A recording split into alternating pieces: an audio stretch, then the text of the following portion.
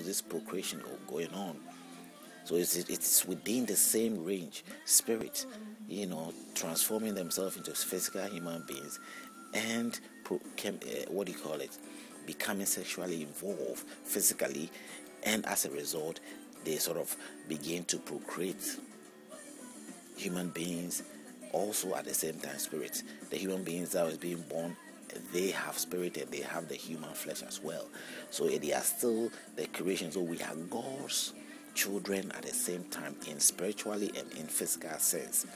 But the body dies off because the body was used to, as the spirit used the body to transform himself, to live, to become visible to the very eyes that we see today. I have a spirit within me that, as a result, is the birth or the child of somebody. Now, whether the spirit dies for another to take over the body, that is another complicated thing, which one cannot go deep into it. But whatever it is not easily convincing to think that the spirit can die, because we have no knowledge of that. I have no knowledge of that. Maybe it depends on what the spirit, the Bible might say, or other books might say. But the Bible clearly reveals that the spirits don't die, or the spirit hasn't died. It's nowhere that the spirit is revealed to have died. Even when we talk about Lucifer, whom the Bible describes as the embodiment of sin, who have sinned against God. Somehow, in so many years back, he's also a child born of God, and the body gone, and he transformed into the spiritual state, and somehow has disappointed his father. But he is not dead. The God Almighty did not kill the spirit. The spirit lived on. In fact, it is told that your soul goes back to where it came from. Whether wicked people or not wicked people, whichever way it is, whether you're a sinner or not a sinner, your soul goes back to where it came from. So clearly, we can't just conclude that the spirit dies. The spirit can have there's no information that reveals to us the spirit dies. I don't know that. But the physical human beings do die. We sort of have an end. We are like the shell by which the spirit baby within you will sort of grow,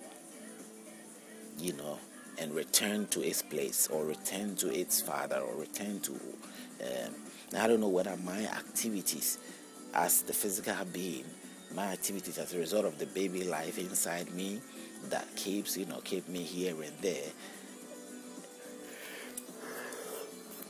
needs to be in a righteous state, or needs to follow some norms of guidance.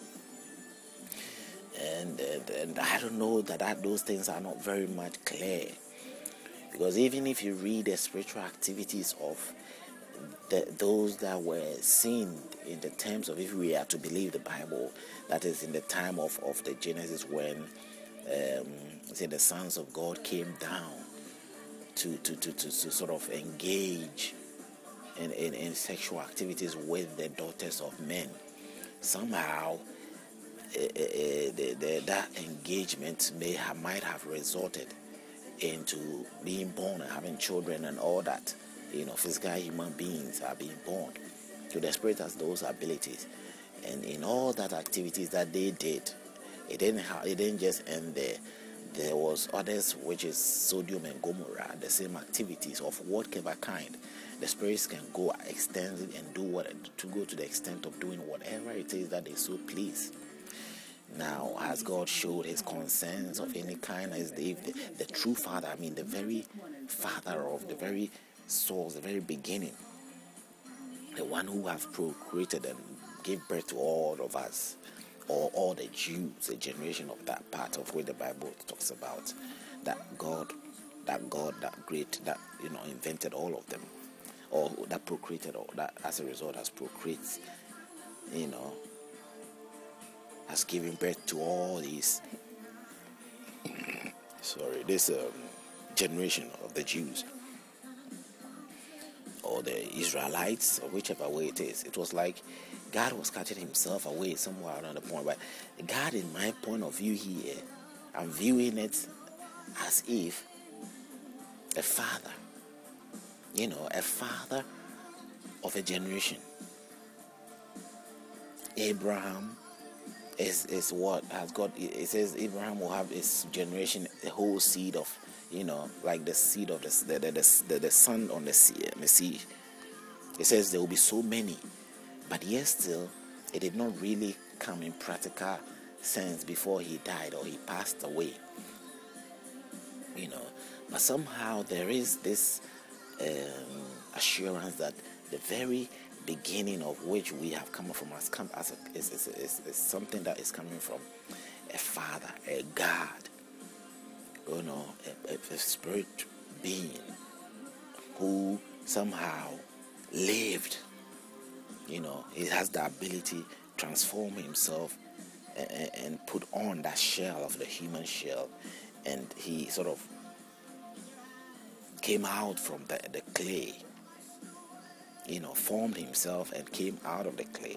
He lived among us. Or he didn't live among us. He was the first to live, But somehow it looks as if there was another, it was necessary for a female. Whether the spirits have got male and females, it's still not very clear. But the pure answer to me is exactly what we are today. The life I live. If there is a God, a Father, the generation, the Father who is the Father of all nations, He is purely capable of dealing with every affair, and He clearly sees my situation and knows all that I've been through. So if I have any concerns of whatever type to look down on myself or sort of allow myself to be judged or condemned in any way, then I'm doing that blunder to myself without any good tangible reason. That is why it is so serious for me to make sure that the faith that I may call upon myself works in accordance with whatever guidance that I may depend on. Because if they don't tally, whatever I do will be pointless. This is the basic religion problem we are having today, which is drowning us all.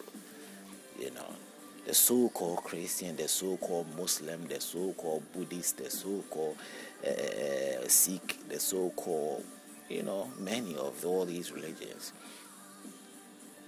have chosen to have a norm or some sort of moral guide to their life. And all those moral guides are different from each other. It will be it's shocking to see them sometimes come together and say we are all seeking for God. Wherever they are seeking for God, they end up still trusting the foundation by which their religion was being founded. Of course, that is what it is. You trust your source or your father, your immediate father. Nobody goes to the extent, I don't know much of my grandfather. I may know much of my father, but not my grandfather. That is not my place. What ways should we, go on in life and not be so precise about our opinions to the extent that we will sort of criticize and take actions that may harm the other? What sort of way should we do? It's all by sitting down and giving ourselves a correct analysis of understanding of what truly we know, whether those bases of which we know is the true fact. If it is logically acceptable and cannot be denied whatsoever at any time. But our faith is being denied every day. We choose to sort of embrace our faith. At the same time, we choose to reject our faith. That is not very much healthy for us to sort of encourage at all times. Now, if I take this standpoint of view, I take the turn of view that my natural approach to life, my naturalistic approach to life, is the recommended thing to my view. That if I'm able to spend my entire life knowing that Wherever I see, whatever I believe in my heart,